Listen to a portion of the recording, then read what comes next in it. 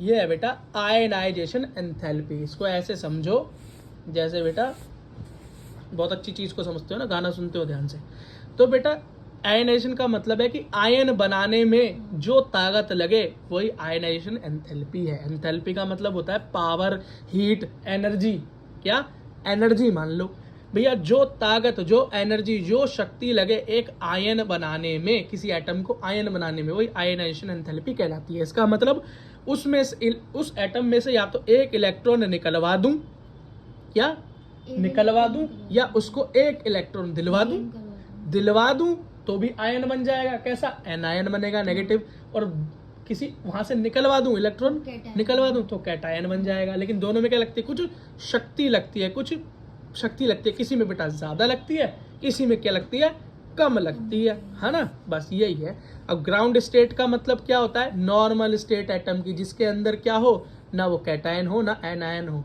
लेकिन बनना तो सब चाहते ही हैं, क्योंकि हर कोई स्टेबल होना चाहता है, तो इलेक्ट्रॉन देकर और कुछ इलेक्ट्रॉन लेकर। ठीक, अगला देखो बेटा, फर्स्ट आयनाइजेशन एंथैल्पी क्या कहलाती है? भैया फर्स्ट आयनाइजेशन एंथैल्पी कहलाती है वो शक्ति, वो एनर्जी जो सबसे पहली बार पहला इलेक्ट्रॉन निकालने में इस्तेमाल हो।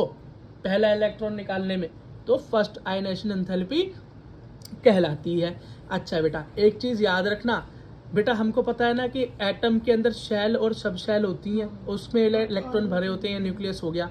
तो याद रखना जितना बाहर का शेल होगा उतनी ताकत कम लगेगी, क्योंकि न्यूक्लियस से रेडियस, मतलब क्या है, रेडियस ज्यादा है, डिस्टेंस ज्यादा है, तो न्यूक्लियस का फोर्स क्या होगा, इस इलेक्ट्रॉन पे कम से कम होगा। तो इसको बेटा आराम से बाहर निकाल सकते हैं हम। जैसे मान लो आपके क्लास के अंदर टीचर है, टीचर के आसपास बैठे हुए बच्चों को क्लास से बाहर निकालना मुश्किल है, लेकिन बेटा टीचर से जो दूर बैठा है, निगाहों से दूर बैठा है, उसे आराम से क्लास से निकाल कर बाहर ले जा सकते हो, या बातों में लगा सकते हो।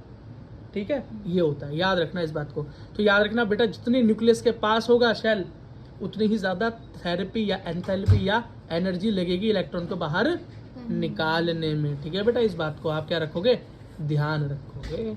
अगला देखो बेटा, अब बेटा आयनाइजेशन एंथैल्पी कैसे घटती और बढ़ती है, याद रखना। लेफ्ट से राइट जाएंगे, लेफ्ट से राइट जाएंगे पीरियड में, तो बेटा आयनाइजेशन एंथैल्पी बढ़ेगी। क्यों बढ़ेगी भाई? क्योंकि एटम का साइज छोटा होता चला जाता है। क्या? छोटा होता चला जाता है।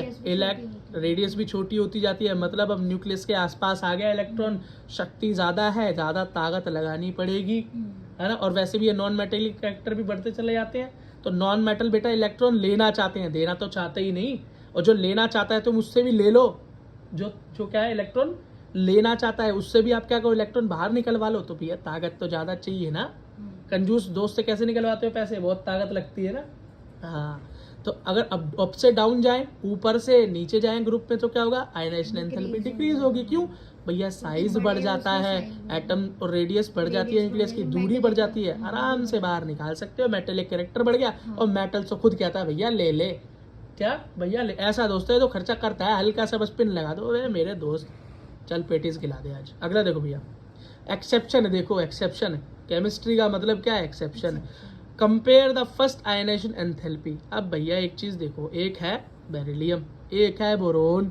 ठीक, दोनों को करो 1s2 2s2 इलेक्ट्रॉनिक कन्फिग्रेशन, इसकी 1s2 2s2 2p1 क्या हो गई? हाँ, अब बेटा इसके आउटर मोस्ट इलेक्ट्रॉन कौन कौन से हैं? तो 2s 2p, दोनों को जोड़ो, कितने हो गए भाई? हाँ, अब बेटा इसके जोड़ो, इसके हो गए। वैसे न्यूक्लियर चार्ज की बात करें तो बेटा नॉर्मल सी बात करता हूँ, मैं फिर दिखाता हूँ, इतना यार को झमेले में नहीं डाल रहा हूँ तुमको मैं, और बेटा आसान बना देता हूँ इसको।